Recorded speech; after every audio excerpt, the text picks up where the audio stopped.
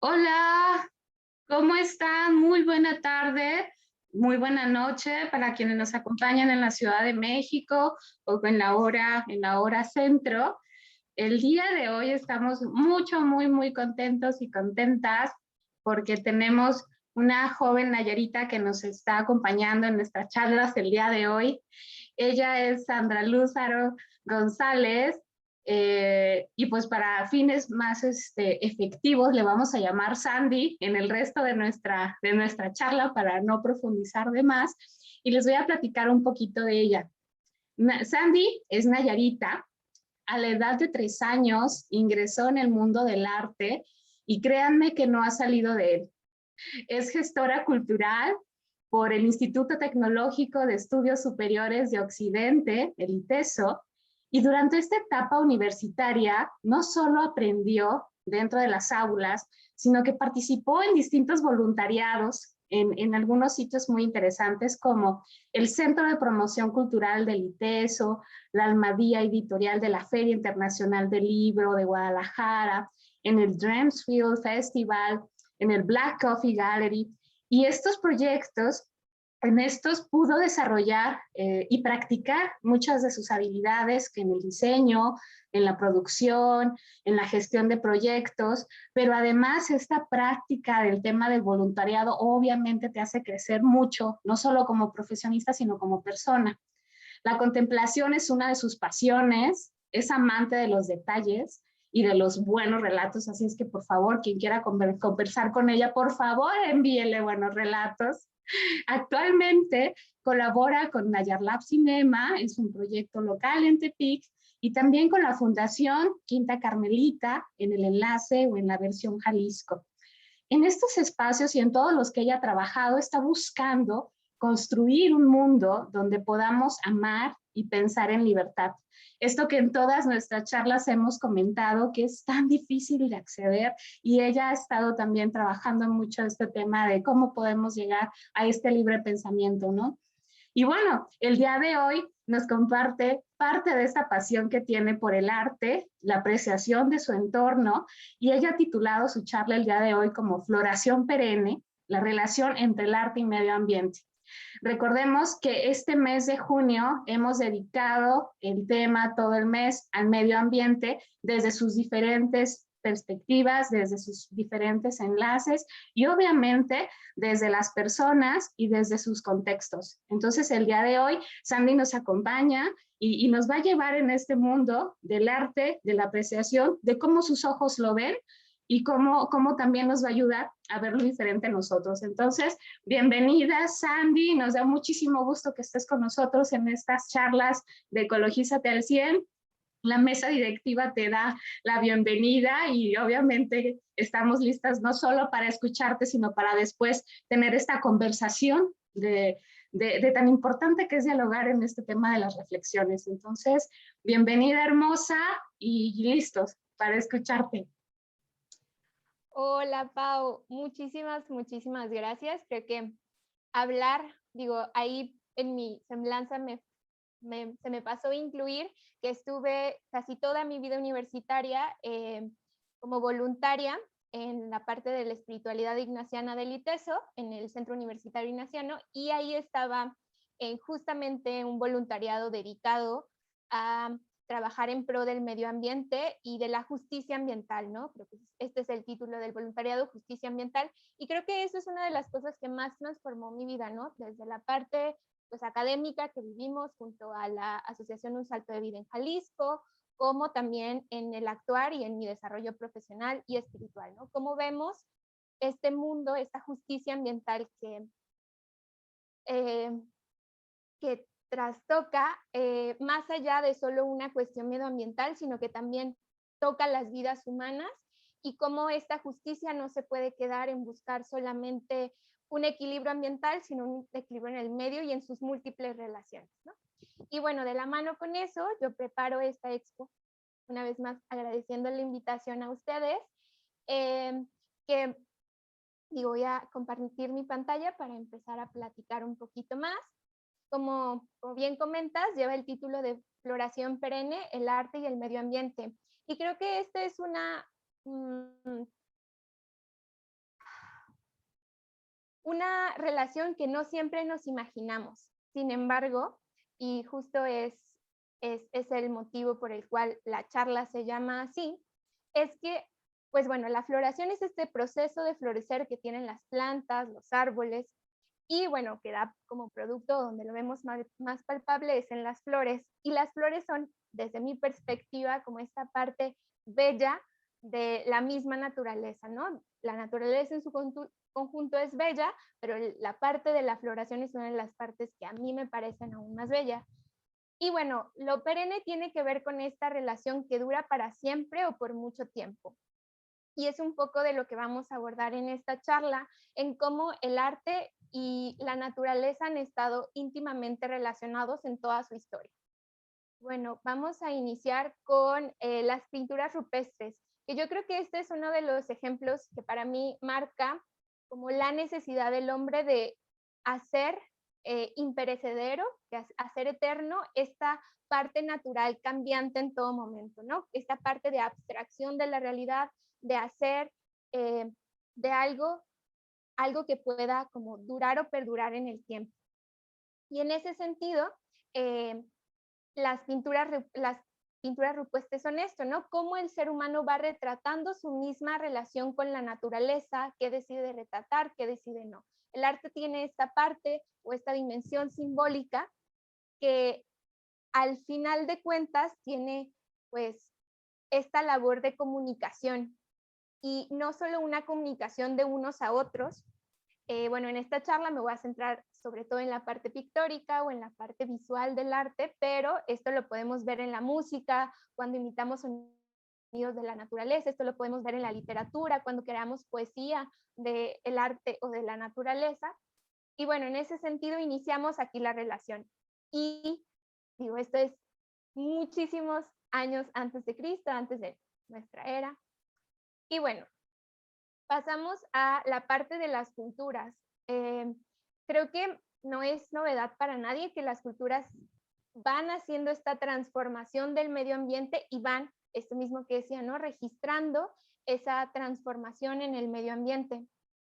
Y bueno, en este ejemplo tenemos una pintura del Imperio egipcio, de la parte del Imperio Nuevo, en la dinastía 18, alrededor del 1500, 1400 antes de Cristo.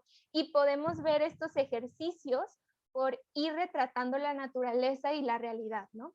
Creo que también vale la pena mencionar que al principio nuestras deidades y nuestra cultura giraba en torno a la naturaleza y que eso es algo y ha sido una relación que ha ido cambiando como conforme el tiempo.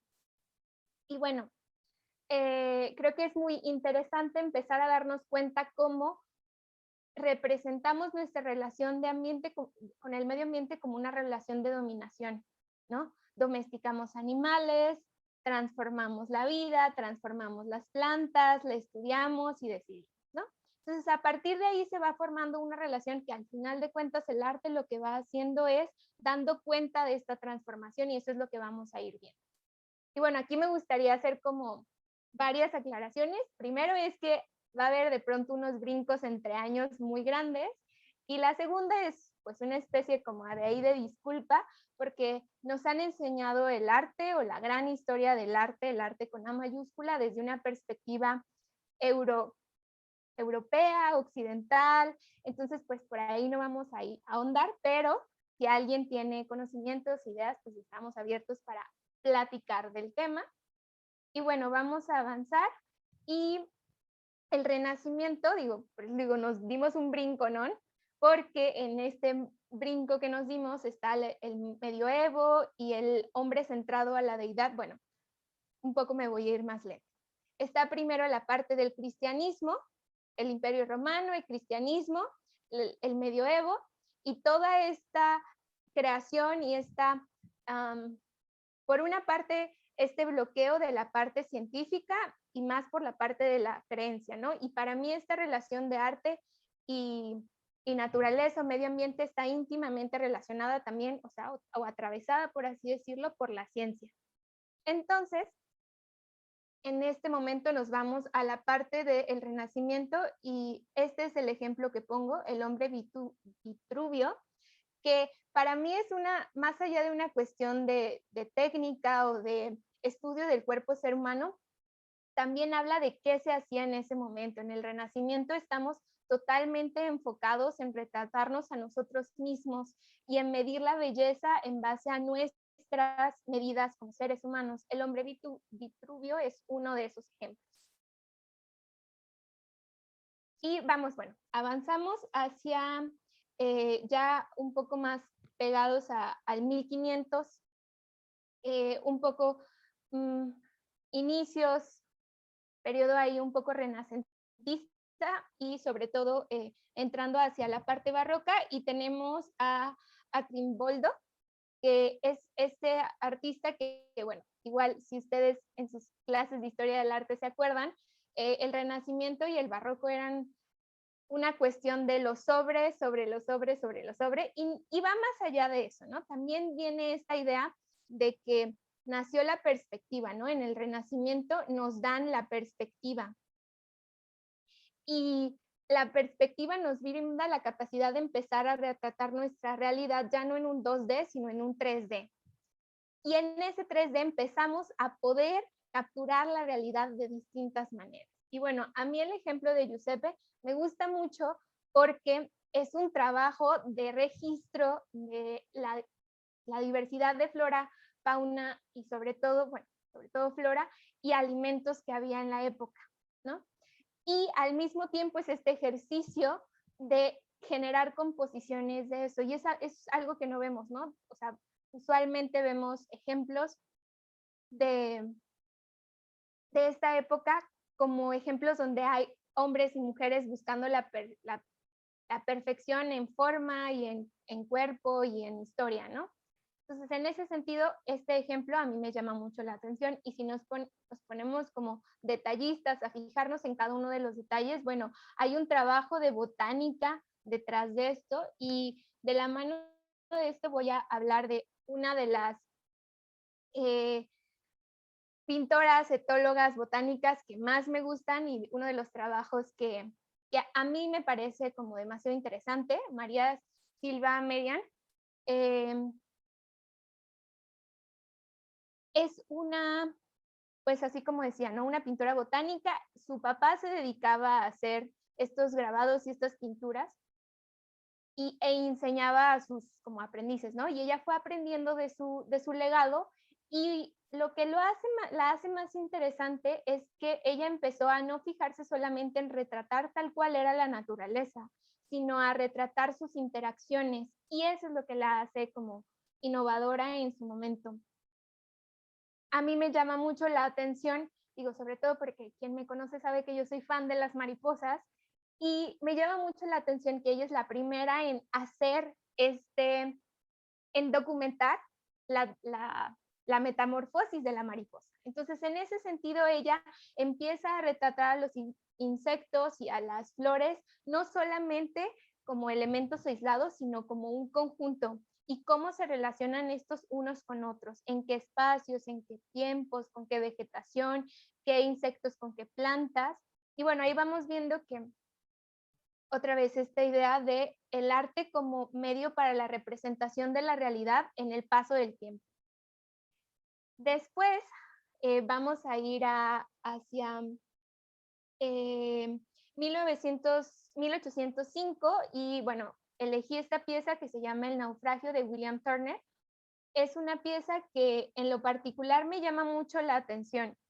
Estamos, bueno, si nos situamos en contexto, estamos en un momento en el que el hombre empieza a explorar. Ya se nos quitó esta idea de que la Tierra es plana, ya se nos quitó esta idea de que, pues, de empezar a explorar, ¿no? Muy cercano hacia la conquista de América. Y bueno, esta foto en específico es algo que representa mucho el trabajo de William Turner y muchos de sus contemporáneos. Más allá de esta parte muy estética, hablan del miedo a la nueva naturaleza, ¿no? Estaban acostumbrados a retratar el miedo vivo. los rupestres lo vimos, ¿no? De ciertos seres o criaturas que eran más grandes que el hombre, que podrían ser depredadores, pero en el momento en el que nos vamos a la vida marítima, existe un nuevo miedo, y es el miedo a las catástrofes creadas por la naturaleza, ¿no? Estamos hablando de el mar y pues eso, ¿no? Como su rush y el peligro que puede llegar a causar para los seres humanos. Y bueno, en ese sentido, a mí William Turner me gusta mucho esta pieza. Podemos ver que hay esta idea de conquista de la naturaleza y cómo el ser humano se retrata a sí mismo en un momento de lucha y en un momento de incertidumbre, ¿no? Aquí todavía no tenemos o no, pues sí, no tenemos la certeza de poder llegar a nuevas tierras y estamos en ese proceso de conquistar algo que para nosotros en la naturaleza era impensable, y es el mar. Entonces, esta pintura creo que retrata muy bien eso, esta relación, y pues lo vemos en las olas, lo vemos ni siquiera en los rostros, en los cuerpos, ¿no? Como esta idea de querer conquistar, de querer luchar contra este elemento natural. Y bueno, de la mano con esto, empezamos a ver ejemplos de también registros de fenómenos naturales como son tormentas, lluvias, arcoíris. Aquí en este momento todavía no tenemos, ¿cómo se dice? Bueno, sí ya empieza a haber pinturas al óleo o estos óleos como envasados, y empiezan a ver este ejercicio de empezar a crear paisajes y empezar a poder pintar afuera. Antes de esto, y si nos vamos como a las anteriores, pintábamos dentro o pintábamos lo que nos imaginábamos que podía suceder. Y ahora estamos pintando afuera. Y en ese pintar afuera hay otras cosas que nos llaman la atención. Y bueno, creo que aquí habría que hablar, digo, un poco más pegado a 1830 y algo, nace la fotografía. Daguerre crea el primer daguerrotipo y entonces empezamos a fotografiar la realidad y fotografiarnos a nosotros. Y entonces esta idea de que el arte debía de retratar la realidad deja de tener sentido. Y entonces el arte, o la pintura en este caso, busca una nueva forma, busca una nueva manera, y pues llegamos a los impresionistas. Y elegí específicamente esta pintura del Waterloo Bridge de Claude Monet porque me parece muy interesante el registro que hace en el cambio del paisaje. Si bien Monet, o en esta serie del Waterloo Bridge, lo que hace es ir retratando cómo cambia la luz, vemos la idea de este paisaje que empieza a ser industrializado, que empieza a ser, pues hasta cierto punto, pues transgredido por la mano del hombre, ¿no? Aquí ya vemos una edificación. Si se fijan en las pasadas, llegábamos a ver al hombre tal cual relacionándose con la naturaleza, y ahora vemos una situación de dominio. Y si bien en este caso nos dimos un brinco de casi 100 años, al mismo tiempo estamos viendo cómo cambió el paisaje de un año, o sea, en un siglo, y la rapidez con la que vamos interactuando. Y bueno, aquí les traigo un ejemplo nacional, el Dr. Atle. Y a mí lo que se me hace interesante, más allá de pues, su destreza y pues, su gran desarrollo como paisajista, ¿no? Su gran trabajo como paisajista, lo que hace es retratar esta realidad del campo, ¿no? Y vemos un campo donde la mano del hombre ya está ahí. No es un campo natural, no es un campo que no tenga la mano del hombre, sino es un campo con la mano del hombre ahí. Y vemos pues este sembradío. Y a mí me llama mucho la atención pensarnos así, ¿no? Cómo vamos transformando nuestros ambientes y cómo la fotografía de los paisajes al final de cuentas nos está diciendo cómo como seres humanos nos vamos relacionando con el medio. Claro que nos podemos parar a ver otras cosas, como el tipo de volcán, como el tipo de vegetación, el clima que probablemente tenía, estamos viendo tierra roja, o sea, hay otros elementos que podemos ver, pero al final de cuentas es esta mano del hombre sobre la naturaleza y transformando los paisajes. Y bueno, de la mano de esto me gustaría hablar y detenernos un poco acerca del futurismo. Y estamos en este periodo de las vanguardias o de los sismos en el arte. Y creo que el futurismo si bien, como decíamos, lo que pasó con la fotografía en el 37, pues era esta idea de ya no tener que retratar la realidad tal cual era y empezar a hacer una búsqueda y una exploración estética de cómo retratar la realidad. Y llegamos a este punto en el que tenemos un movimiento que pone al hombre y a la máquina sobre la naturaleza. Y creo que los futuristas capturan demasiado bien como esta idea. Más allá del manifiesto futurista y lo fuerte y tajante que es acerca de cómo el hombre está sobre todo y cómo la lucha, la velocidad, la máquina, la guerra son valores como esenciales y creo que aquí, y por eso me gustaría detenerme en, en el futurismo y no en el cubismo o en el surrealismo o alguna otra de las corrientes, porque creo que nos da como ejemplo que el arte va acompañado de un supuesto o de un manifiesto, de un campo ideológico que se retrata ¿no? En este caso, estamos viendo un hombre, alcanzamos o podemos llegar a interpretar esta parte de la explotación de los recursos, el ver a la naturaleza como algo secundario, como algo no necesario, y empezar a optar por otros materiales como el acero, el vidrio, para empezar a habitar, ¿no? Entonces, en ese sentido, a mí me resulta importante hablar de lo que pensaban los futuristas y de cómo, si nos paramos a ver sus obras, siempre está el hombre sobre la naturaleza. Y creo que justo es esta idea del hombre moderno, ¿no? Hablábamos acerca, bueno, hablábamos hace rato sobre William Turner y cómo le tenían el miedo al mar. Ahora en el futurismo no le tenemos miedo a nada, ¿no? Y son igual otros, un siglo de diferencia entre uno y otro. Entonces, en ese sentido, el arte que se hace en estos momentos va dando cuenta de la realidad y cuenta de la relación que tiene el hombre con la naturaleza en este momento de dominación. Y bueno, justo después bueno, no nos vamos a meter como a más de los sismos, pero pasan las guerras, pasa esta idea y este quiebre ideológico de un hombre que podía todo y podía sobre todo a un hombre que se destruye al hombre mismo. Y en ese sentido viene como ahora lo que llamamos la edad, pues un poco más del hombre postmoderno o el hombre moderno, se rompe y entonces empezamos a pensar el arte de maneras diferentes. Si los sismos y las vanguardias ya nos habían dicho que no teníamos que pintar la realidad tal cual era, ahora viene todo un cúmulo de artistas que empieza a decir no tenemos ni siquiera que retratar la realidad, el gesto es más que suficiente. Y digo, esta es como la parte del arte que a mí más me llama la atención y es todo este arte que se empieza a hacer a partir de combinar la parte del hombre y su relación con el ambiente como el hombre con su relación consigo mismo, ¿no? Eso pasa un poco en el expresionismo después de las guerras, pero luego viene este hombre que necesita traducir sus ideas en acciones y que esas acciones interpelen a los demás.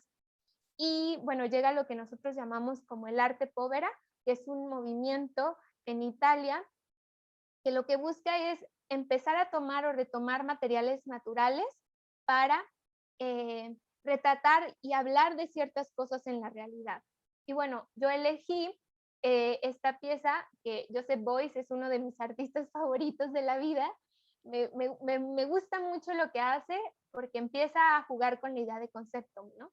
Y tiene ahí una cierta fascinación por los robles y eso es bastante interesante.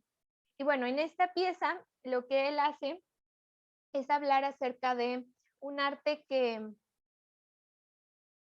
trasciende el tiempo. ¿Y a qué nos referimos con esto? Un gesto que trasciende en el tiempo. Es decir, él lo que hace es plantar, reunir a un grupo de personas y entonces plantan estos 7,000 árboles sobre una calle en Berlín, que justo termina dando enfrente a la casa del ayuntamiento. Y esta obra es una obra que se hace de manera colectiva. Los artistas del arte povera decían que cualquier persona podía ser artista.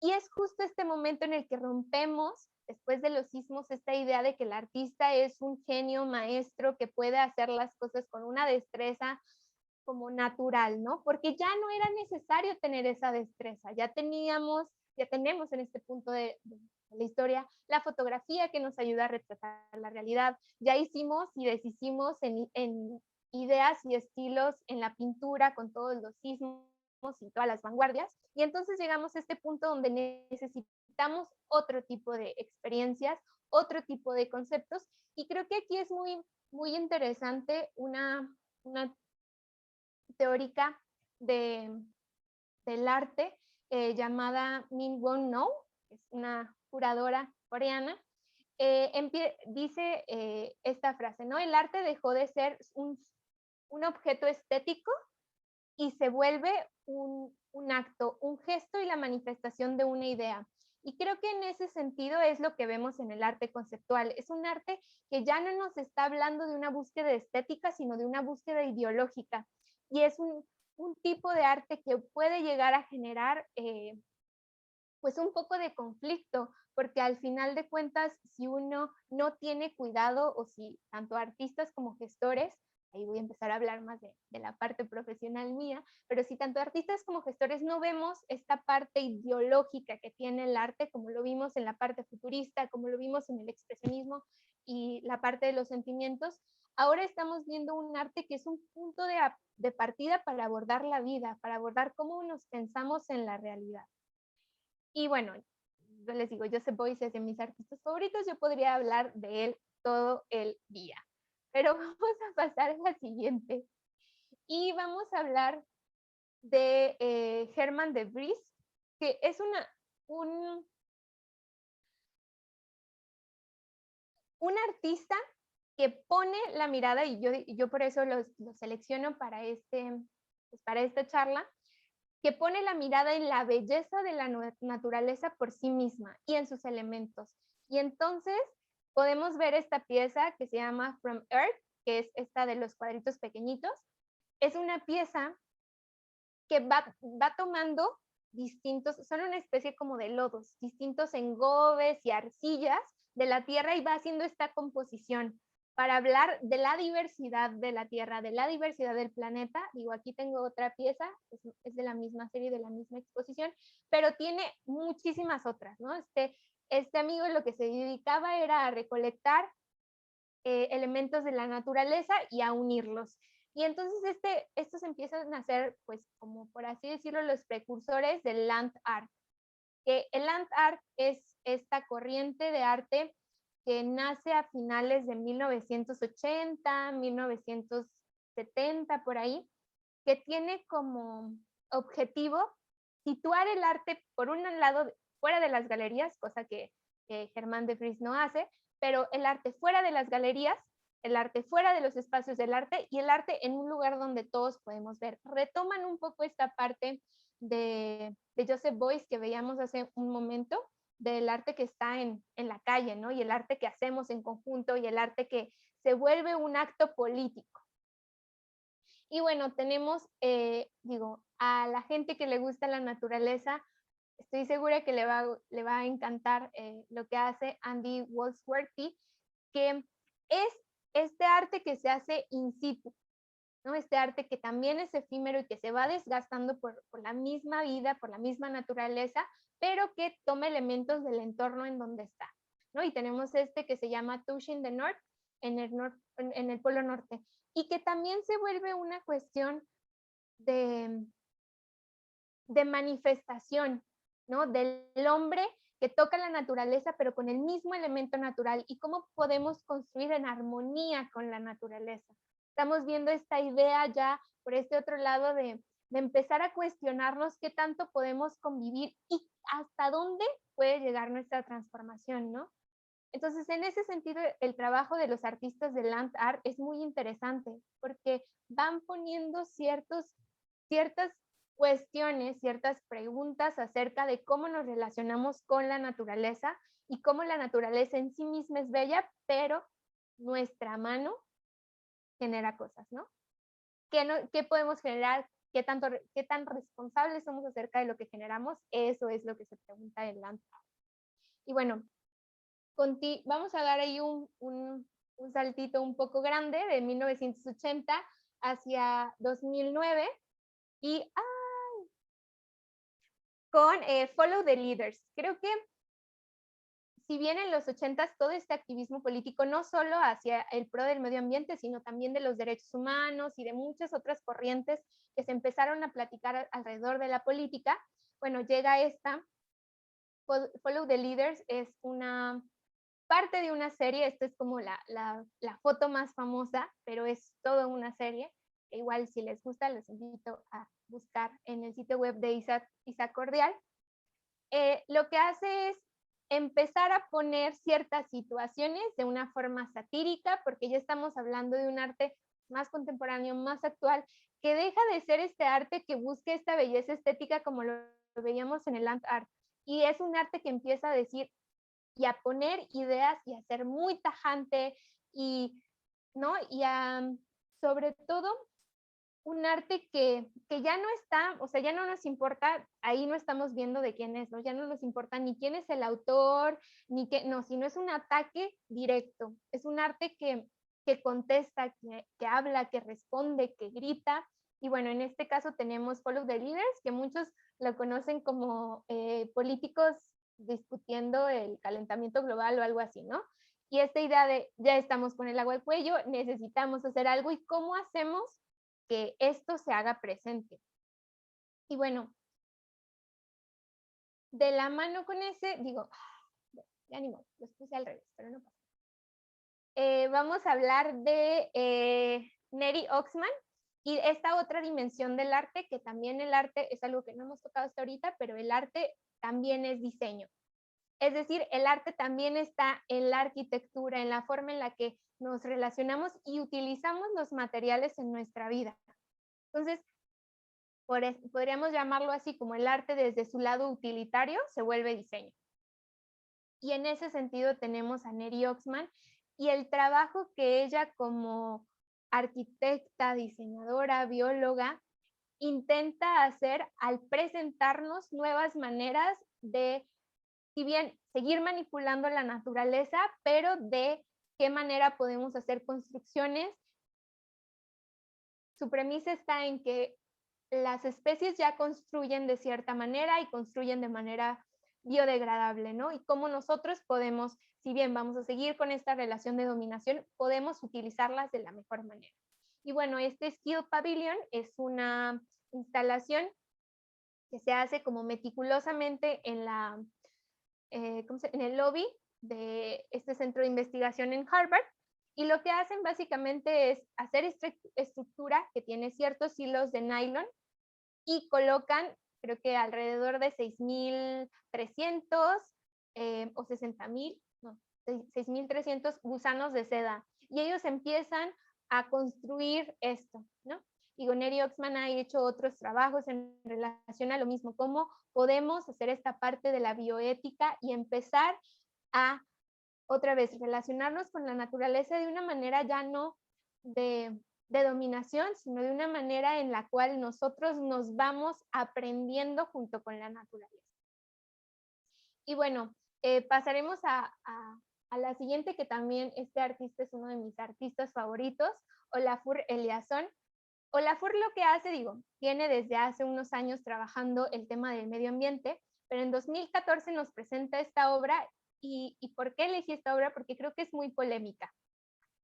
¿Qué es esto? Este se llama Ice Watch.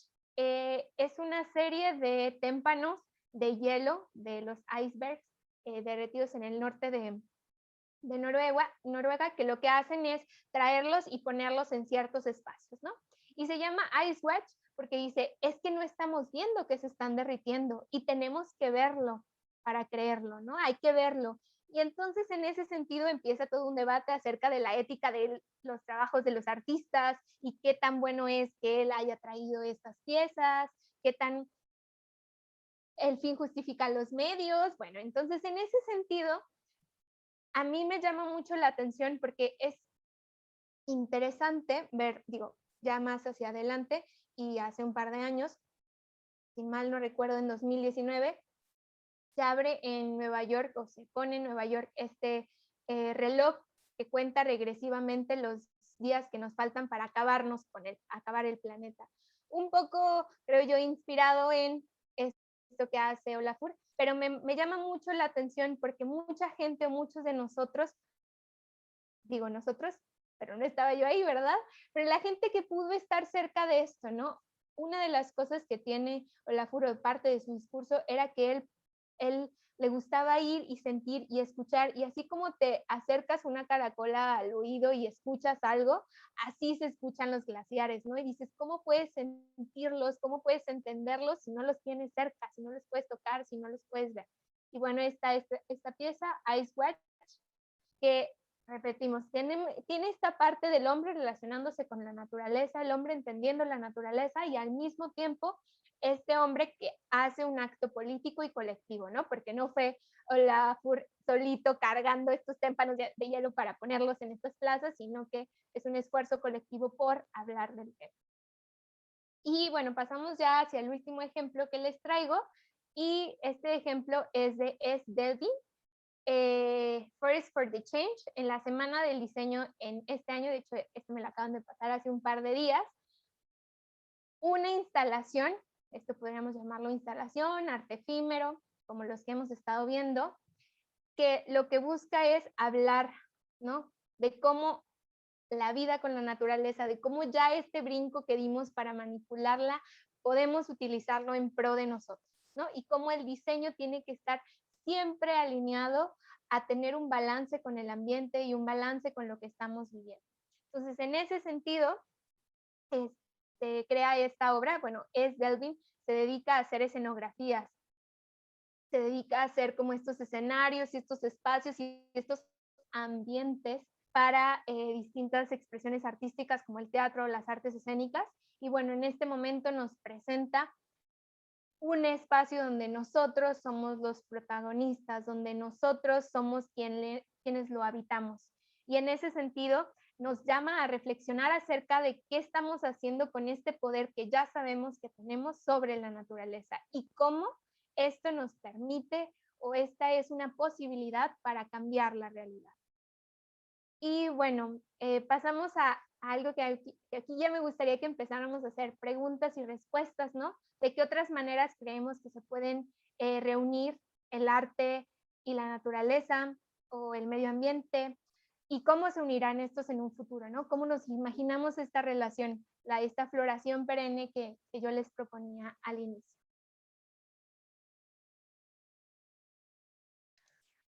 Perfecto, hermosa. Pues en estos momentos invitar a las personas que tenemos en Facebook que por favor empiecen a dejarnos sus intervenciones, sus comentarios, sus dudas o un cazuelazo que le quieran aventar a Sandy, algo, no sé, no, sin violencia porque estamos en el tema de justicia. Pero esta parte se me hace tan interesante porque este año el lema del Día Mundial del Medio Ambiente tiene que ver cómo hacemos las paces con la naturaleza. Sin decirlo explícitamente, Sandy nos ha traído y nos ha llevado en esta línea rápida de tiempo en cómo la humanidad al inicio estaba incorporada con todo su entorno ambiental. En el tema rupestre recuerdo mucho Altamira, esta energía que tú ves con la sangre circulando, es impresionante. O sea, tú ves eso plasmado en una cueva y dices, wow, qué impresión, porque era su relación no solo con lo que ven directamente, sino la relación en ellos mismos también reflejar este palpitar, porque eran especies vivas las que ellos estaban pintando. Hay gente que en un momento, ya tú nos dirás cuál es tu interpretación de eso, nos decía, no, es que ellos eran como el miedo, la cacería, y dices, no, yo creo que eran ellos reflejados en estos enormes especies vinculadas a ellos mismos con esta circulación sanguínea, ¿no? Y también cómo ha ido transformándose al caminar de nuestras vidas y al tema tan importante que al inicio Sandy comentó, el tema de derechos humanos. El arte siempre va a ser este detonante que nos ayude a tratar de romper esas cadenas de opresión en la época en la que estemos. Sí, claro, creo que justo esta parte que comentas acerca de de la cueva de Altamira, a mí me llama mucho la atención porque ahí vemos otra parte que también vimos en los egipcios, la parte de la dimensión sagrada del arte. Y no solo esta relación sagrada en el sentido de que el arte, y digo, lo vimos, se ve más adelante también en el medioevo, el arte como esta herramienta para expresar la divinidad, pero también el arte como esta herramienta de transmisión de sentidos y de significados, ¿no? Este humano que se ve a sí mismo como englobado y parte de todo este ecosistema de cosas y estas relaciones con otros animales, con otras especies, entre ellos mismos, y que lo vemos en las distintas dimensiones del arte, ¿no? Y que eso es algo que se puede leer, ¿no? Digo, ahorita hablamos del arte y la naturaleza, ¿no? Pero el arte y las cuestiones sociales es también una cuestión y una línea que podemos seguirle el hilo, en cómo al final de cuentas el arte no es solamente algo que hace objetos y hace objetos bonitos, si es que estamos hablando de arte visual, ¿no? Porque si hablamos de música, si hablamos de teatro, si hablamos de literatura, pues estamos hablando de otras realidades, ¿no? Sino que es este espacio que nos genera significados y sentidos y que al mismo tiempo nos pone, alguien decía, dice lo indecible, es decir, nos expresa lo que no podemos expresar de alguna otra manera, en la música, en la literatura, en la disciplina en la que nos basemos, al final de cuentas, el arte tiene esta magia y al mismo tiempo esta parte medio utilitaria, y que justo ya hacia el final, cuando hablábamos de estos artistas que hacen arte político, que también puede ser una cuestión, digo, no hablamos, por ejemplo, del pop art y su crítica al consumismo siendo como poniendo a esos símbolos en boca de todos, ¿no? Entonces, en ese sentido, a mí me parece bastante interesante pensar en cómo el arte nos sirve, como alguien decía por ahí, ¿no? El arte es el oráculo del tiempo, ¿no? El oráculo de la realidad, va hablando de lo que va a pasar, de lo que va a suceder. Y digo, a mí me da un poco de esperanza ver esta, por ejemplo, instalación de Es Débil en medio de una bienal de diseño, ¿no? Empezar a hablar de un proyecto que emerge de el decir vamos a hacer algo por. Entonces, en ese sentido, sí creo que es esto, cómo hacemos las paces, también habla nos invita a preguntarnos cómo nos relacionamos con la naturaleza y cómo nos relacionamos en general, ¿no? Creo que esa es una de las cosas que más nos hemos preguntado los posmodernos, por ahí nos dicen, no, o hipermodernos, no sé cómo nos van a poner en un futuro los filósofos, pero en ese sentido me llama mucho la atención pensar en cómo nos estamos preguntando estas relaciones. Y estas relaciones, decíamos el otro día, las relaciones se van para la vida hace poquito, y decíamos cómo nos relacionamos humano-humano, ¿no? Cómo nos enamoramos humano-humano y todo este movimiento por la diversidad de las identidades sexuales y de género, pero también estamos preguntándonos cómo nos hacemos familia. La pandemia nos vino a preguntarnos cómo nos educamos, cómo nos relacionamos unos a otros, creo que ha sido el tema y que va a seguir siendo el tema, o por lo menos eso es lo que el arte nos está diciendo, ¿no? Las nuevas tendencias en el arte van a, digo, ahorita veo dos vertientes, que una fue como cortada tajantemente por la pandemia, pero es el arte relacional, y por el otro lado esta parte del arte digital y el arte del NFTs y todas estas otras cosas que después hablaremos de eso, y de su impacto ambiental, porque al final de cuentas también valdría la pena preguntarnos a los que nos dedicamos al arte y a la cultura, qué impacto tienen nuestras acciones. Y creo que esa también es la pregunta que nos deja la pieza que veíamos de Olafur, ¿no? El Ice Watch. ¿Qué impacto tienen nuestras acciones en el medio ambiente? ¿Desde dónde queremos decir las cosas y qué medios utilizamos para decirlas? Sí, Sandy, porque no es nada más como esta visión o exponerte de manera brutal, ya ahora es una manera ruda, es ponerte lo más rudo posible para que caigas en cuenta de lo que sucede, pero no es solamente que lo veas, sino que tú te sientas empático en decir, yo tengo mucho que ver en que se provoque todos estos episodios, que quizá en otros elementos de la historia o en estas etapas históricas, las circunstancias de vida eran otras, que esas manifestaciones aparentemente no eran tan trascendentes, pero lo son porque ahora que lo vemos dices, oye, sí, era un movimiento tan rudo también para ellos en esos momentos, que esta transformación que hemos estado siguiendo, como lo bien decías, de las mariposas, ya dejamos de ser orugas, entonces queremos vernos en qué momento nos vamos a ver así de esplendorosos, pero volteando a ver este alrededor donde vemos que no. Y entonces ahorita llega una de las preguntas que dice, ¿cómo el arte te incita no solo a repensar, sino a pensar qué quieres vivir después? Entonces ahorita esa pregunta es, ¿cómo va la reflexión más allá de si tiene que ver ahora el que mucha de la generación actual no quiere tener hijos como para que vean esto que ya no van a ver? A ver, Sandy. Creo que es bastante interesante pensarnos en esta parte del arte, no solo así como dices, ¿no? De la reflexión y de la acción, sino también del estar presente y del saber, ¿no? Creo que al final de cuentas estas formas de relacionarnos, y yo te decía, ¿no? El arte utilitario, y que se me hace horrible decirlo así, pero el arte que se utiliza, pues es diseño, y al final de cuentas muchos de estos artistas diseñan piezas, diseñan cosas, y estas, pues al final de cuentas el arte lo que va haciendo, el arte contemporáneo, el arte emergente, va rompiendo esos límites de lo que se podía y no se podía hacer, ¿no? Y ahora tenemos, por ejemplo, una escultura invisible. Digo, eso es nada que ver con la parte del medio ambiente, pero creo que también nos invita a pensarnos en este sentido, bueno, que hablas acerca de la cuestión poblacional, también tiene que ver en cómo configuramos nuestras familias y en cómo configuramos, por ejemplo, nuestros procesos. Hay muchos procesos dentro de estos espacios que ya no son lo que eran antes, en cuestiones como de lo artesanal, lo creativo. Al final de cuentas, esta parte del arte tiene que ver con la parte creativa del ser humano. Tiene que ver con esta capacidad de creación.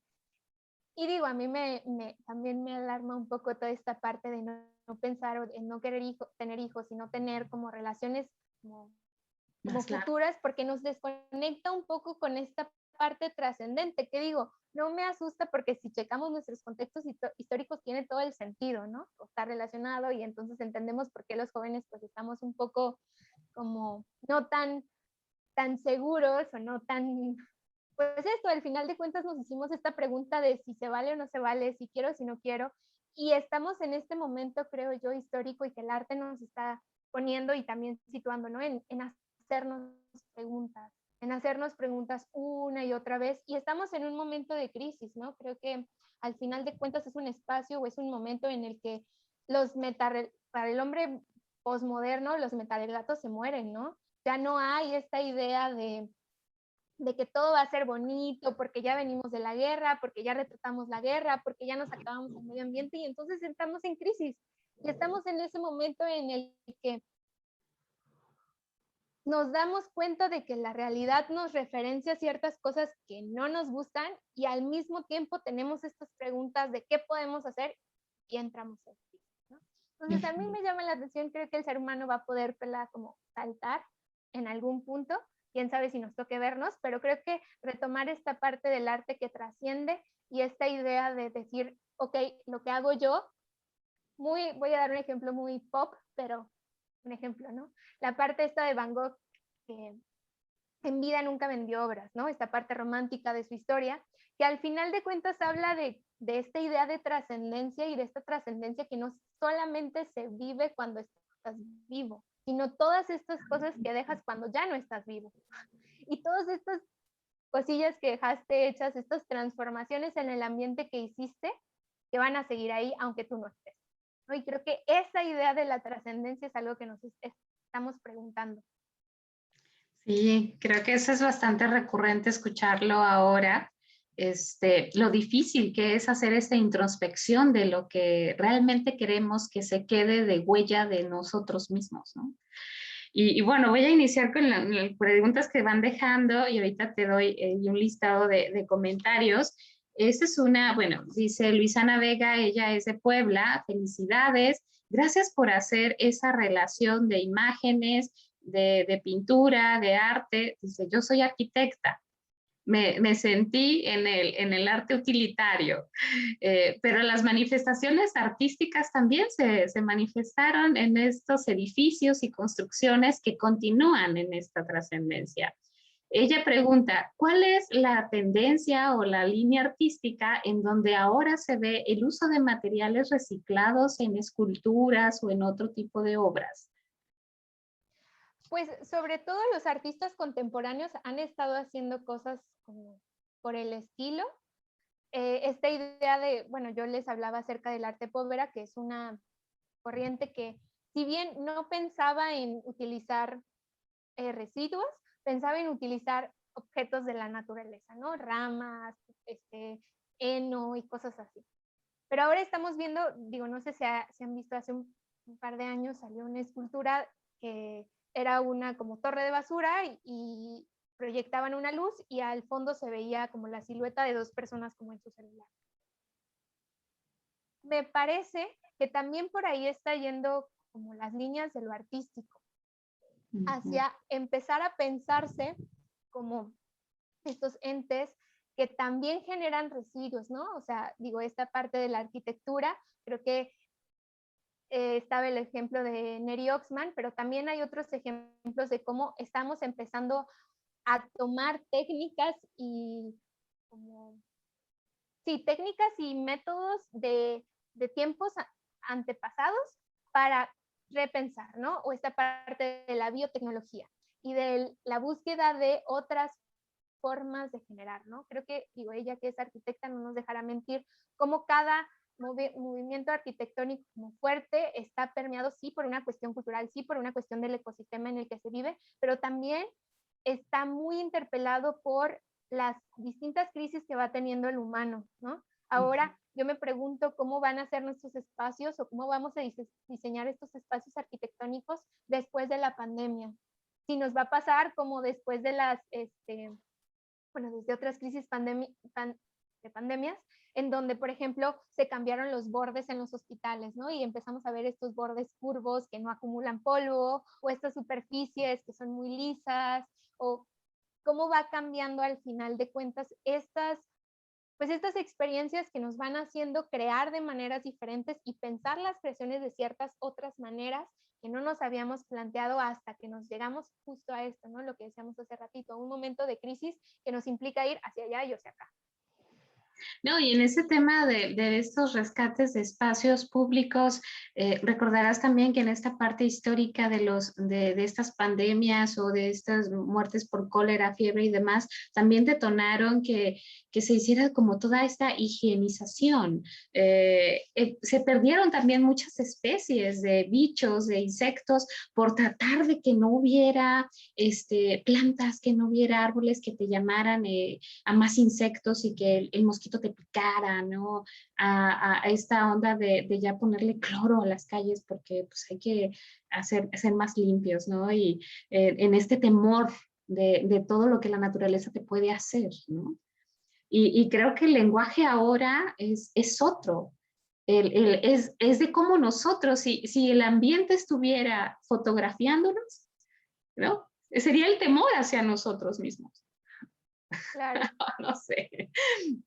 Bueno, tiene saludos de Dulce Velázquez, de José Nabor, dice Tim Mapache, Fernanda Gil, Bravo Sandy, Willy Lozano, Leo da Vinci, un grande. Fíjate que cuando hablabas de da Vinci, se me hacía muy padre, no solo esta mente tan innovadora y tan revolucionaria de su tiempo, pero recuerdo en algunas lecturas que hice de él, el cómo él se iba a esta parte de los tianguis a ver los rostros humanos. ¿Cómo era esta parte de apropiarse de la expresión, de lo que sientes a través de la expresión de tu cara, de felicidad, de enojo, porque al final de cuentas es la vida humana, ¿no? No siempre estás contenta, no siempre estás así como que, ay, pero bueno, Palomaro, María de Jesús, Chila Victoria dice, muy orgullosa de ti, Sandy. Fernanda Gil, eres increíble. Y bueno, Melanie yo creo que no te ha visto porque dice, wow, es la mismísima Sandy. Entonces, bueno, quiero pensar que es porque no te ha visto, ¿no? Entonces, bueno, esta otra pregunta tiene que ver con el tema del rescate público. ¿Qué nos toca como ciudadanía? ¿En qué espacio público queremos tener? ¿A qué te refieres, Pau? Esta chica que hace la pregunta, seguido es parte de nuestras charlas. Ella también es arquitecto y ella trabaja temas de rescatar el espacio público en el sentido de que antes tú podías estar en tu parque dibujando, pintando, con aquella libertad de hacer cosas y que ahora pareciese que se ve en una plaza pública, en una plaza como cerrada, como en un fórum cualquiera. Entonces dice, ¿cómo esta colectividad que quiere manifestar este arte lo va a hacer a través de este espacio público? Sí, ¿O cómo va a ser esa manifestación? creo que al final de cuentas, digo, volvería al ejemplo de Joseph Beuys y los 7000 robles, pero también podemos regresar al ejemplo de Jean-Claude Van Christophe y las islas como intervenidas. Al final de cuentas, existe esta idea de empezar a hacer arte que se relacione con, ¿no? Es esta parte del arte relacional y el arte que se hace en espacios públicos. Pero también hay que entender que no todas las artes pueden convivir en espacios públicos, ¿no? El performance hace una parte, pero hay otras artes, por ejemplo, la arquitectura, pues claro, camina tu ciudad y toda la parte del urbanismo, pues tiene que ver como con la parte pública que se ve. Y creo que en ese sentido, a mí hay algo que me genera mucho conflicto en empezar a hablar en este arte como comprometido por ciertas ideologías y comprometido por ciertas cosas que son realmente cómo se tienen que hacer, ¿no? Claro, estamos pasando o apenas medio brincando esta racha del arte que está interpelado por los 80s y los movimientos como por los derechos y o sea, no creo que no nos debamos de fijar en eso, sino que tampoco podemos empezarnos a poner este plan de el arte nos tiene que resolver. Y esta idea un poco ahí que a mí me parece escabrosa del arte como forma de transformación y el arte como útil. No en el sentido de crear objetos que sean utilitarios como hablamos en el diseño, sino el arte como una forma de mecenazgo ideológico, ¿no? El arte como esta idea que en algún punto se dijo, ¿no? Que el arte transforma la realidad de las personas. Y a mí me parece que es una idea que puede ser real, pero que está un poco errada de la realidad. En el sentido de que el arte en sí mismo no transforma. Una pintura, una canción, una escultura, un libro en sí mismo no transforma, porque al final de cuentas, si esa fuera su intención, Función. pues realmente acortaría muchísimo el potencial creativo del artista. Entonces, si le empezamos a exigir al arte que sea sumamente político, sumamente tajante, eliminamos un montón de cosas que podría estar generando al final de cuentas, y justo es esta parte que leías de mi semblanza al inicio, ¿cómo podemos pensar el arte desde un momento y en un espacio de libertad? Para hablar de lo que nosotros queremos hablar y no de lo que se debe de hablar, porque si le empezamos a exigir que sea de tal o cual manera, va a haber muchas cosas que ya no se pueden, y está pasando, ¿no? Hay muchos artistas que se están queriendo quitar en los museos porque su discurso pues no va con lo que ahorita se está hablando. Y claro, nos pueden quitar, pero no me digas que vamos a llamarnos a destruir las obras de estos artistas porque al final de cuentas nos van hablando, pues esta parte que decía del oráculo del tiempo y lo que se vuelve el arte como una especie de reflejo de la realidad y que al final de cuentas está totalmente como tocada por el contexto en el que se vive. Entonces, en ese sentido, es un poco para mí escabroso hablar de un arte que tiene que ser político, porque podemos caer, pues, no nos vamos a ir, digo, creo que es un ejemplo muy malo, pero es un ejemplo, esta parte de la propaganda nazi y el arte como publicidad, por ejemplo. Entonces, creo que cuando se le quita esta dimensión de libertad al arte, nos ponemos en un territorio peligroso, porque si bien el arte transforma y transmite estas ideas, también las hace parte de la identidad y las hace tuyas. Y quitarte algo que es tuyo es complicado. No, va a haber rebelión como en todas partes, ¿no? Creo que este tema que Sandy está hablando también tiene que ver con cómo nos sentimos.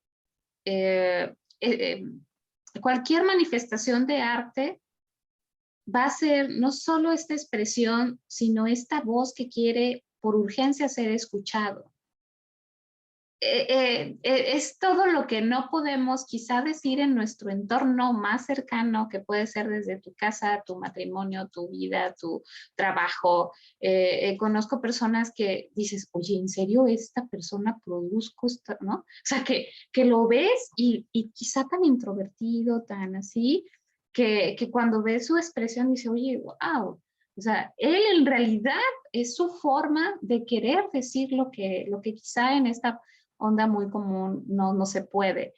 Pero en este tema del concepto, más allá de las filosofías o de estas líneas, que también en toda esta parte de la historia vemos mucho que si el renacentismo, que si los ilusionistas, parecía como sindicato, ¿no? Era como esta versión hasta agromercantil, ¿no? Si no eres de los expresionistas del momento, pues ya eres relegado, eres el segregado, el segmentado, ¿no?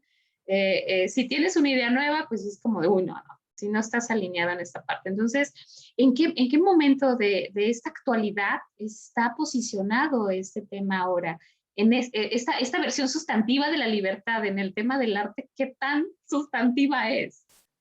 Yo creo, y ahí me voy a meter a un terreno que para mí es un poco escabroso, y no creo que es solo para mí, sino que para cualquier persona que nos dedicamos en general, y esta es la dimensión, creo yo, como más complicada de hablar y de pensar del arte, y es la parte de qué es y qué no es arte. Porque hemos visto que hay muchísimos y muchísimos ejemplos de qué sí puede ser y qué no puede ser. Pero algo que no podemos negar y algo de lo cual tenemos que ser muy conscientes, tanto los que nos dedicamos a las artes como en general los espectadores, es que el arte sí tiene una dimensión de élite, porque el arte es algo que se hace en el tiempo libre y se disfruta cuando hay tiempo libre, y estamos en un sistema que no nos da tiempo libre. Entonces, en ese sentido, y no es algo nuevo, o sea, los esclavos no estaban representados en el arte, donde estaban, y si estaban representados, ¿cómo distingues cuál era uno del otro? Estamos hablando que ha sido una herramienta de propaganda del poder, y no es algo nuevo, o sea, nos vamos hacia atrás y ¿no? Cuando es la iglesia hablando, cuando es el mercado hablando, cuando es la nobleza hablando, al final de cuentas, pues sí tiene esta parte que no debemos de dejar como de lado, y es que el arte pues sí está ligado a una situación de poder, ¿no? ¿Qué es el arte que trasciende y qué es el arte que no trasciende? Yo he empezado diciendo, pues una disculpa, porque yo no voy a hablar del arte, por ejemplo, que se hace en México, ¿no? Que artistas de los que mostré de la actualidad son mexicanos. Y claro que hay artistas mexicanos haciendo muchas cosas muy interesantes, pero hay una cuestión y un sistema de poder que nos da otros ejemplos y que nos da acceso a estos y no a otros. Entonces, en ese sentido, pues sí es caminar en terrenos escabrosos, ¿no? Porque lo que hace alguien en la ciudad puede ser totalmente artístico, claro que sí. Pero ¿qué tanto puede llegar a romper estos límites de los que estábamos hablando que hace el arte y que va rompiendo? ¿Qué tanto puede llegar a ser lo suficientemente innovador porque al final de cuentas, pues nada es original, ¿no? O sea, al final de cuentas es una copia de la copia de la copia, una interpretación de la... Y un poco esta parte que preguntabas acerca de qué hace al artista o cómo identificar, yo creo que una buena obra de arte es aquella que te llama a dialogar con ella, y no todo el arte te va a gustar, ¿no? Creo que ese es otro error, ¿no? No todo el arte te va a llamar, no todo el arte te va a interpelar, porque a empezar está hecho en otro tiempo y en otro contexto que no es el tuyo, está hecho y pensado por otra mente que no es la tuya, pero hay ciertas manifestaciones artísticas que nos interpelan y que nos hacen estas preguntas y que nos dejan este sentimiento de entender lo que no entendíamos. Y entonces ahí sí hay esta parte de poder transformar, pero no a todos les pasa y no a todos nos va a pasar. Entonces, en ese sentido, creo que esta idea de seguir exigiéndole al arte que haga ciertas o cuales cosas, pues es una cuestión compleja, ¿no? Claro que puede tener sus dimensiones y sus posibilidades, pero no creo que tenga que ser esto, ¿no? Como acartonarla en lo que debe de ser. Actualmente, pues estamos hablando que es una cuestión de mercado, ¿no? Tenemos en la actualidad una esfera artística totalmente regida por una dimensión de mercado y por dos casas, un duopolio de gente diciendo que sí es arte, que no es arte, quién puede tener una pieza de arte, ¿no? Estamos en un momento muy democrático. Todos vimos las obras que yo les puse, todas están en internet, todos podemos acceder a la información, pero no todos podemos tenerlas. Y esta idea de pues es la parte de la unicidad del arte, ¿no? Es una pieza original y es una, y es muy complicado que alguien tenga la original, sí, pero hay una original.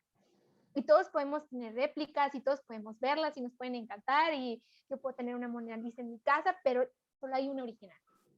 Uh-huh. Entonces, pues esto también le agrega una dimensión de valor que vuelve invaluable, porque solo hay uno, no lo puedes evaluar o con qué lo mides, y por eso los precios suben, y por eso, entonces son otras dimensiones del arte que digo, no están estrechamente relacionadas con esta parte del medio ambiente, pero que hablan de esta parte que decimos de cómo nos relacionamos con la realidad en general. Tengo una pregunta de Nabor. Dice, ¿puede un paisaje creado con fines artísticos ser un paisaje natural? Qué buena pregunta. Yo creo que no. Y voy a decir, ¿por qué no? Me parece que el arte es algo meramente humano. Es decir, yo puedo estar frente a un paisaje y se me va a hacer la cosa más hermosa, más bella, más pura que hay. Pero no es arte. La foto que yo le tome, la pintura que yo haga, ¿puede ser arte? Claro que sí. Pero en sí mismo el paisaje por sí mismo no es arte, porque no hay esta intención de ser arte. ¿Puede un paisaje armado ser bello o ser considerado arte? Pues sí, ahí tenemos jardines botánicos y hay un montón y son hermosos. Y pueden ser artísticos, sí, pero pues está ahí la mano del hombre. En sí solo, solito, dudo mucho que la naturaleza se ponga a decir, no, es que esto se va a ver más bonita aquí. No, es que esto puede generar tal cosa en el espectador. No lo sé. Yo diría que el arte o la naturaleza no hace arte, sino el humano hace arte de la naturaleza. Ok, sí, porque por sí solo, obviamente, ahorita que decías en este tema de todo lo que trasciende, el año pasado murió una muy buena amiga, pintora, Isabel Noriega. Ella pues quedó como trunco en un curso de un seminario de historia del arte, y hablamos de todas esas corrientes artísticas de Europa, ¿no? Cuando llegamos a la parte de África, por ejemplo, ahorita que mencionaste el tema de los esclavos, Isabel me decía, es que es bien complicado encontrar arte de África. Y hacíamos esta reflexión en el que mientras ellos eran esclavos, sus manifestaciones artísticas, así como tú dices, en el tiempo libre, eran en sus momentos rituales, en su danza, en esta expresión corporal, hasta en los tatuajes, sus lienzos eran su cuerpo, porque ahí no había como mucho manipulación, no se podía escribir, no se podía pintar, no se podía hacer nada, pero en tu espacio contigo y con tu gente, no solo hacías colectividad, sino que estabas haciendo esta trascendencia en ritualización de muchos procesos históricos que permanecen. Entonces, ahorita esa pregunta va como para ti en ese contexto. Estas comunidades que se vieron históricamente, algunos hasta la fecha, en esta expresión de esclavitud, esta trascendencia ritual que ahora podemos seguir apreciando, sigue siendo arte, ¿no? ¿O no? Claro que sí, o sea, creo que realmente, y por eso yo te decía, o sea, hay una institución que rige ciertas cosas que pueden entrar en el mundo del arte o no, y esas instituciones son museos, son galerías, son ciertos espacios demasiado pulidos y demasiado cerrados de qué puede ser y qué no puede ser bajo esas lógicas, pero hay expresiones artísticas y culturales, y claro, ellos, como dicen, esto sí es, y ellos tienen el poder del discurso, dicen todo lo demás no es, pero a ver, a mí me parece una cuestión de destreza, una cuestión de comunidad, danzas, y no solo, no solamente en África o en otros países como lejanos, ¿no? En nuestro mismo país. Tienen sus dimensiones artísticas, sí, pero es desde donde lo estamos leyendo, y al final de cuentas el arte tiene esta dimensión de valor. ¿Por qué? Porque me hace sentir algo, porque se conecta conmigo, y entonces yo le pongo un valor. Y para mí, volvemos a esta parte, el arte tiene esta dimensión de ser invaluable, porque significa distintas cosas al mismo tiempo para cada uno de nosotros. Entonces, en ese sentido, pues claro que sus rituales son cuestiones artísticas y cuestiones culturales, y una cuestión de representación de la realidad y de expresión de sus identidades, claro que sí, de sus ideologías también.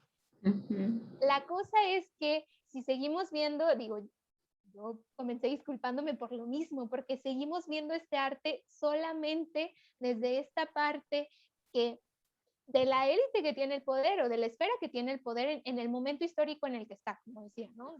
En su momento fue la nobleza, en su momento fue la religión, en su momento han sido otros, ¿no? Ahorita es el capital y es el mecenazgo de, que digo, lo tenemos desde el Renacimiento y no lo hemos podido quitar, veamos en qué momento puede ser diferente. Pero al final de cuentas creo que cuando uno se pone desde una posición de entender el arte como una expresión de valor, de la identidad, de la ideología, pues puede encontrarte en cualquier lugar y en cualquier situación, y se puede sentir interpelado por lo que está viendo en cualquier momento. Entonces, en ese sentido, al final de cuentas, así como en otras relaciones, la relación humano-arte es 1 a 1. Yo con la pieza, y solo soy yo, Sandy, tú, Paola, que nos está viendo, es él con la pieza que está viendo, no es ni él con el artista, o bueno, esa es la interpretación actual, ¿no? Pero al final de cuentas es 1 a 1, cómo yo me relaciono con lo que estoy viendo y cómo eso me interpela de maneras, pues, sentimental, pero también simbólica. Sí, además tan difícil que puede resultar ser en algún momento aparentemente ser neutral en esos aspectos. En el momento hasta, así como dices, a mí puede no gustarme algo, ¿no? Creo que hasta tener esa libertad de decir lo que piensas es parte de esa dimensión en donde esta exigencia o esta urgencia por expresar también te orienta, ¿no? A dilo, ¿no? No pasa nada. Sí, al final de cuentas tiene pues esta apertura a que tengamos todos una voz y a que todos podemos tener voz, ¿no? Alguien decía, todos pueden hacer arte, sí, todos podemos hacer arte, pero todas nuestras piezas, y esa es una pregunta que creo que igual a quien se puede llevar a su casa y a reflexionar, yo les digo mi respuesta. No todas las piezas de un artista, por más artista consagrado que sea, son arte. ¿O sí? Y nos tenemos que preguntar, porque hay muchos artistas que hoy se venden y se cotizan y la institución dice que son súper buenos artistas, pero nos han replicado la misma idea una y otra y otra y otra y otra y otra, y otra vez. Entonces, Sí, vale la no pena trae que nada nos de novedad. preguntemos. Sí, vale la pena totalmente que nos preguntemos si lo que estoy viendo es artístico para mí, y que también el arte tiene esta parte de llevarnos a la comunidad y a la reflexión, ¿no? Hay muchas artes que algunas las hemos individualizado como la música, pero las artes escénicas es algo que no hemos podido individualizar, lo intentamos con el cine, y el cine aún así nos sigue jalando esta parte de la comunidad, y al verlo en una pantalla y esta experiencia que se vive de otra manera, o la vemos en nuestro celular, ¿no? Sí, pero sigue siendo como esta parte de consume, te sigue consumiéndolos, como quieras, colectivo o no. Pero también me surge ahorita, creo que tiene que ver con una pregunta que está aquí de cómo debería ser el método de educación para apreciar el arte. Y bueno, si nos metemos al tema de educación, híjole, de por sí que estamos en menos no sé cuántas rayitas en rojo en el general. No sé, en el tema del arte, acuérdense que Sandy acaba de hablar, este es un gran monstruo de una enemil estructura, ya ni el octopus puede abarcarla. Entonces, ¿cómo podemos hacer responder esta pregunta de cómo debería ser este método educativo pensándolo en México? Ya no digo en el Estado, sino en México. Yo creo que tenemos que entenderlo no como entes aislados. Y creo que, por ejemplo, es la idea de cómo nos enseñan. Para mí el arte está relacionado con, o más bien dicho, la historia está relacionada con todo. Imagínense aprender la historia a través del arte o el arte a través de la historia.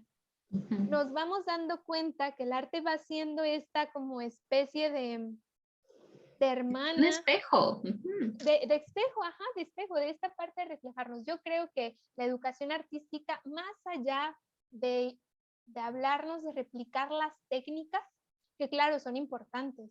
Y claro, estos momentos históricos son importantes y aprendernos las fechas, pero aprendernos las fechas no solamente para saber qué día fue, en qué año, sino para entender los momentos históricos y qué situaciones estaban sucediendo para llegar a tener qué, ¿no? Entonces, en este caso, por ejemplo, pongan, a mí un ejemplo que me gusta mucho es el ejemplo mexicano, ¿no? El ejemplo de los muralistas mexicanos. Hay una intención, ajá, Diego Siqueiros, Frida, Leonora y todos ellos, había una intención de hablar del arte en las escuelas, sí, pero también está esta parte que ahí medio escabrosa fue, y es la parte de la identidad, y es la parte de qué tanto se le puede exigir al arte que haga o no haga, porque el arte no responde, creo yo, a nuestra cuestión consciente, sino a nuestra cuestión inconsciente, en el sentido de que nos pone ciertas ideas que no teníamos, nos pone ciertas sensaciones que no sentíamos y entonces en ese momento podemos empezar a crear a partir de ahí, ¿no?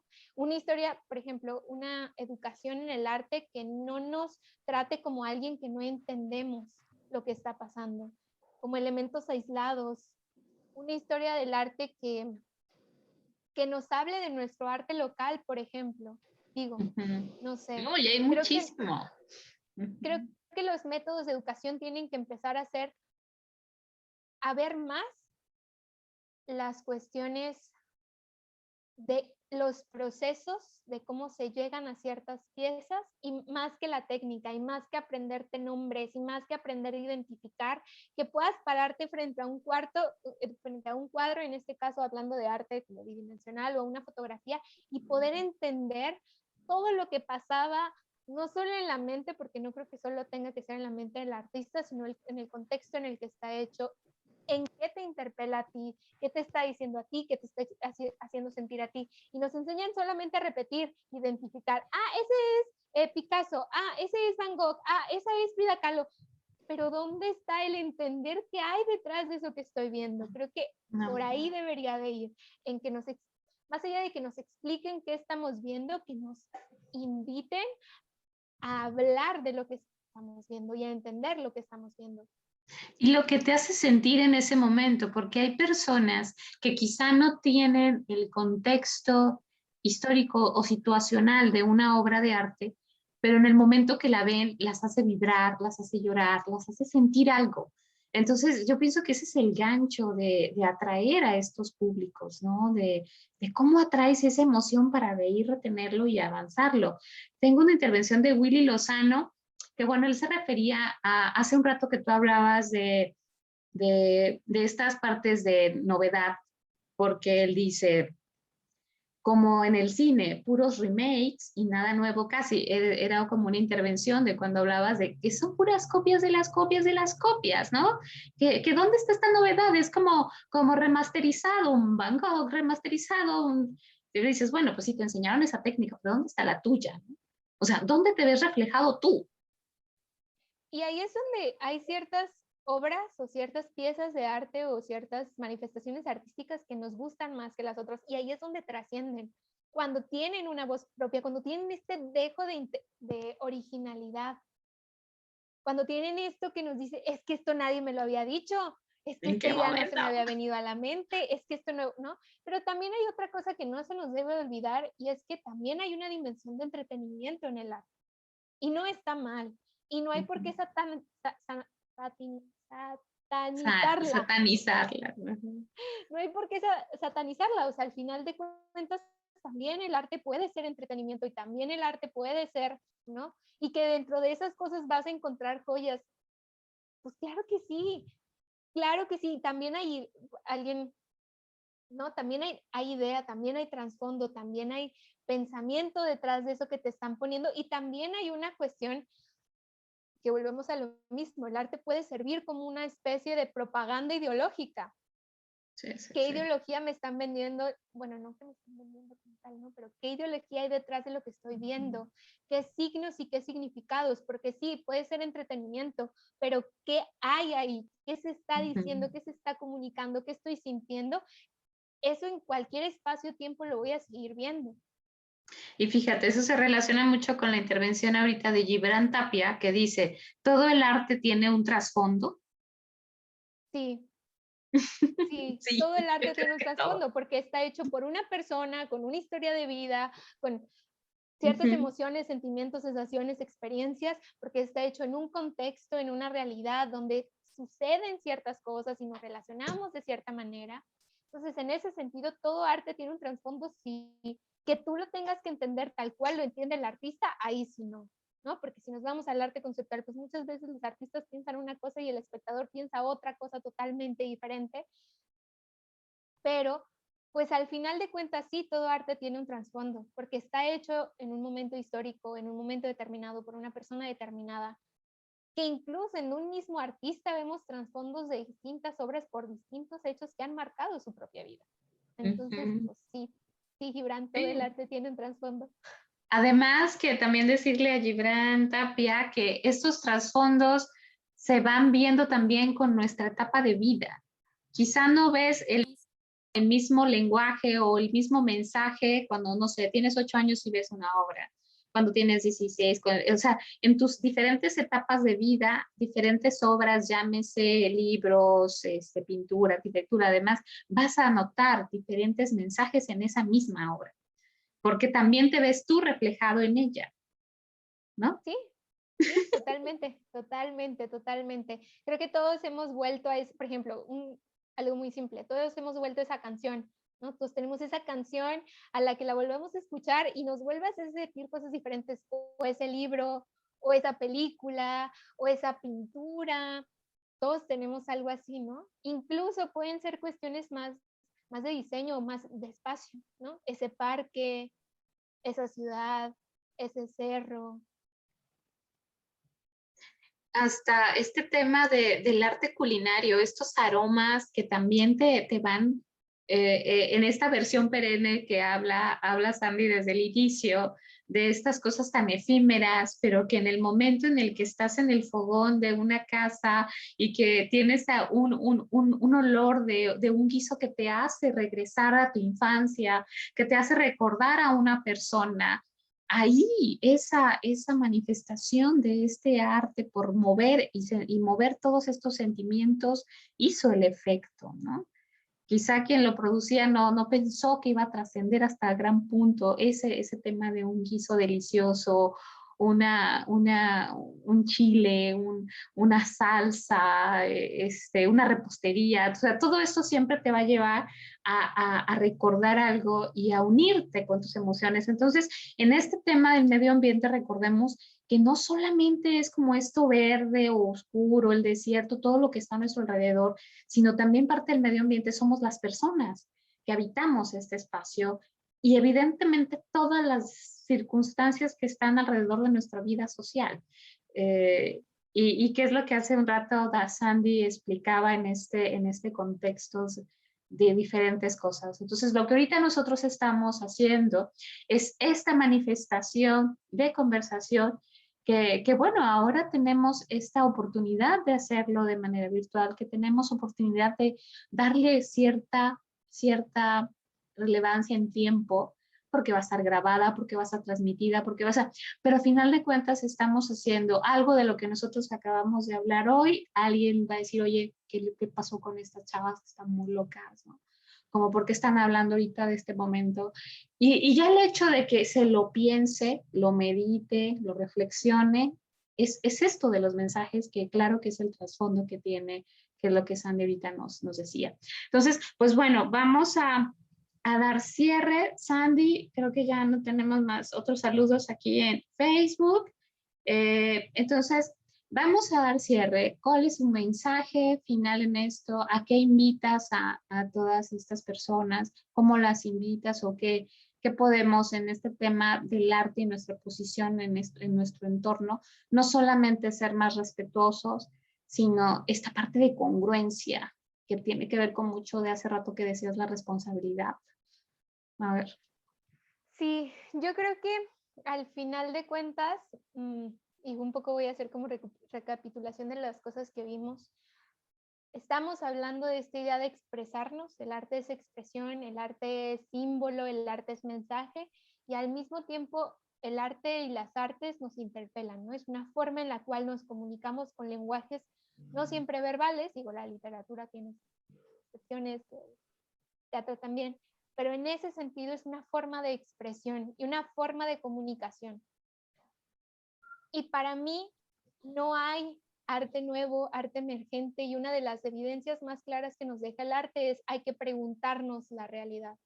Hay que preguntarnos el por qué. Si los impresionistas nos hubieran preguntado el por qué chingados seguimos pintando cosas que la fotografía ya puede retratar y ya puede inmortalizar, no hubiéramos tenido lo que tenemos, ¿no? Si no hubiéramos tenido este Picasso preguntándose qué nuevas formas de representación y qué nuevos lenguajes estéticos puedo tener, no hubiéramos tenido las vanguardias que tenemos, ¿no? Si no tuviéramos estos artistas en el art preguntándose cómo el humano se relaciona con la naturaleza, no hubiéramos llegado a estos debates filosóficos y ahora tuviéramos estas herramientas para hablar de ello, ¿no? Ahora el arte siempre nos invita a preguntarnos qué estoy viendo, qué estoy haciendo, y al momento de, o sea, se queda tan ahí en nosotros que después se vuelve una cuestión de cómo creo las cosas, y en ese sentido es cómo tomo acción a partir de todas estas experiencias sensibles que he vivido. Entonces, pues eso, creo que el arte nos invita en todo momento a preguntarnos muchas cosas, y una buena obra de arte te deja con más preguntas que respuestas. Sí, creo que las dudas y todo lo que te deje removido en tu cabeza es lo que lo hace ya en ese instante lo mejor que has visto, ¿no? Y bueno, Willy Lozano también se anda despidiendo y dice, qué bonito es escuchar a gente que le apasiona lo que hace, se nota mucho. Muy interesante el directo. Muchas gracias, Willy. Y bueno, hay que seguirnos preguntando cosas. Sandy nos hace esa invitación. Ella, como gestora cultural, lo ve desde su área de expertise, pero recordemos que este programa anual de educación ambiental que Ecologiza te está promoviendo trata de eso, de que tengamos cada vez más dudas, que nos estemos preguntando cada vez más cosas, que no pensemos que solo porque no estamos en el Polo Norte, no está pasando un deshielo, que nos preguntemos por qué sufro de calor en una ciudad que era muy rica, muy templada, por qué no llueve en mi ciudad, por qué cada vez que llueven 2 gotas se colapsa una ciudad. ¿Por qué yo estoy sufriendo? Mi casa la pierdo cada año. Dices, oye, pues es que estás en el cauce del río. O sea, pregúntatelo, ¿no? Y todas estas cosas que nos hacen decir, claro que todos tenemos y somos parte de esta afectación que estamos en este medio, ¿no? Y pues bueno, agradecer a Sandy que nos estuvo acompañando el día de hoy. Muchísimas gracias, hermosa. Creo que todas estas reflexiones siempre nos van a dar para más. Tenemos que seguir preparando otras cosas, ya veremos cómo en este tema vamos a dándole por otro ladito para seguir reflexionando sobre qué y cómo está nuestro actuar en este mundo. Y pues bueno, agradecer a todos los que nos están acompañando en redes sociales, en Zoom, y decirles que bueno, este mes es para reflexionar sobre el tema del medio ambiente y reflexionar en cómo tenemos que hacer esas paces de manera urgente con la naturaleza. O sea, cómo tenemos que hacerlo. Y bueno, en las siguientes charlas vamos a hablar también de otras perspectivas, de otros contextos, y además en otra dinámica, de qué son todas estas pasiones. Ahorita decía el maestro José Aro que no le apasiona a Sandy. Entonces, eso también tiene que ver mucho con nuestro núcleo familiar. La verdad que esa exposición de pasiones creo que es parte de lo que hace esa trascendencia en nuestro entorno familiar. Entonces, bueno, muchísimas gracias a todos, a todas. Muy bonita noche. Muchas gracias. Y ahí estamos, en reflexiones. Gracias, Sandy. Bye, bye. Gracias a todos.